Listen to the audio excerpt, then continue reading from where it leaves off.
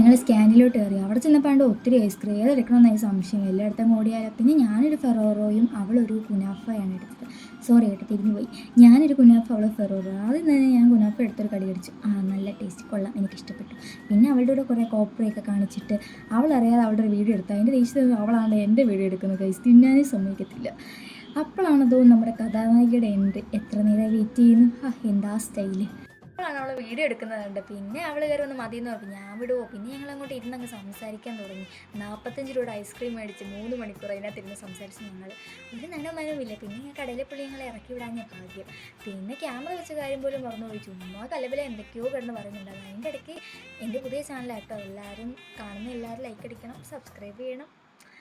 പിന്നെ തെറ്റുകൊണ്ടൊന്ന് ക്ഷമിച്ചേക്കാം. പിന്നെ ഫോട്ടോ എടുപ്പൊക്കെ കഴിഞ്ഞിട്ട് ഞങ്ങൾ പതിയെ വീട്ടിലോട്ട് ഇങ്ങ് പോകുന്നു ഗൈസ്. അപ്പോൾ ഇന്ന് അത്രയൊക്കെ ഉള്ളൂ ഗൈസ്. ബൈ.